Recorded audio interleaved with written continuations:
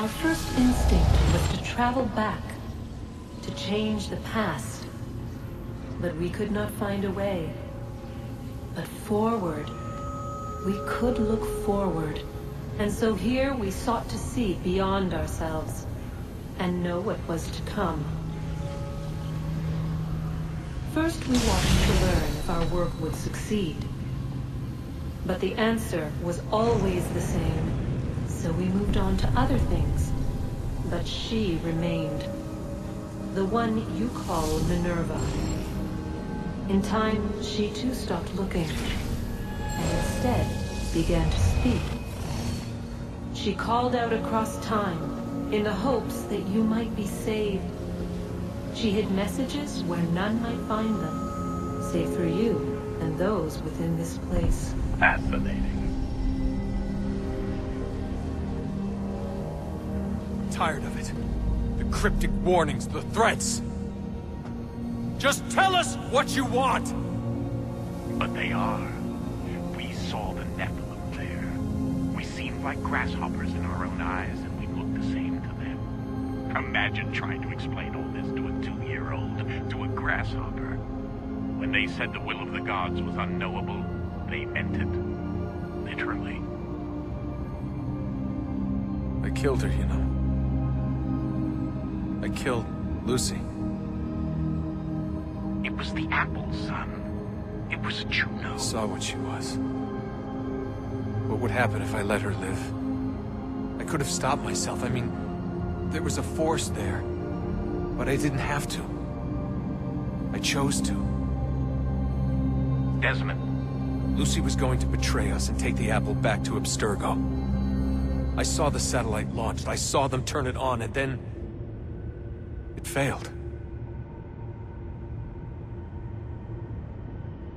Whatever's on the other side of that door, it benefits Juno. We need to be careful.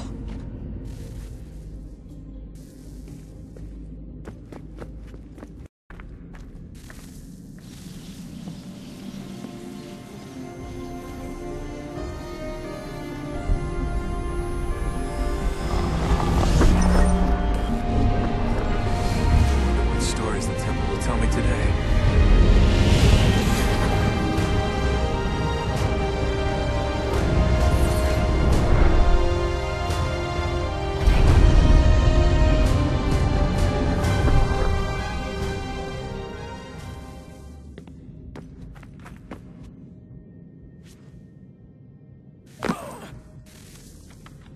I'm telling you, there's something down here. Don't be daft. I don't know, maybe they were sleeping or something and we woke them. Some kind of cryogenics? Or hibernation? I mean, how do we know what the hell they were doing down here? They were working on a bunch of different solutions, but nothing worked. Just went from one to the next, and then... I don't know. They must have left at some point. After the end. I wonder what the world would be like if they'd succeeded. I'm more concerned about what it'll be like if we don't. Salvation. They found a way. Too late for them, but not for you. Sealed to protect it. Though now it bars your way. Find the key. The past will tell.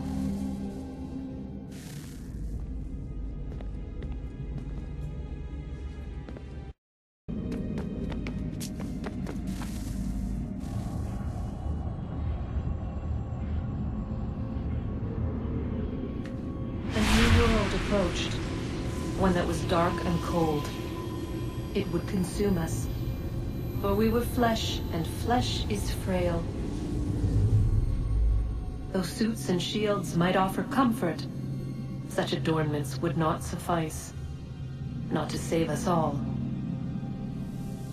So we sought to change what we were. In this manner, we might thrive in a world made poisonous. It was Aita who volunteered to see if it might be done.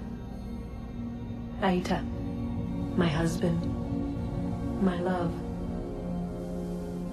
In the end, it changed him, ruined him. He was made a prisoner of the machines. The body might survive, but his mind became brittle to the touch. He begged me for release, for days, for weeks, for months. I pleaded with him to give us time to find another way.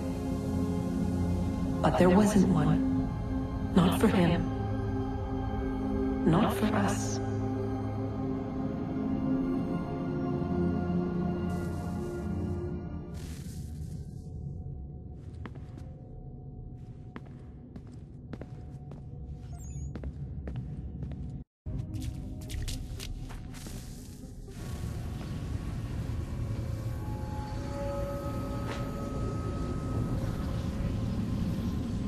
What is consciousness but a series of electrical impulses? And the body a vessel to hold these sparks. But it is weak. In time, it decays and crumbles as dust.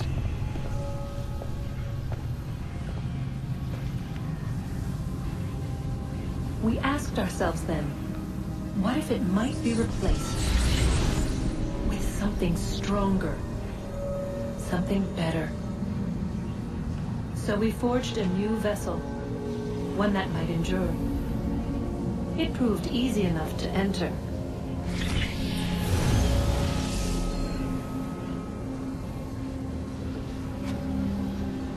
But to leave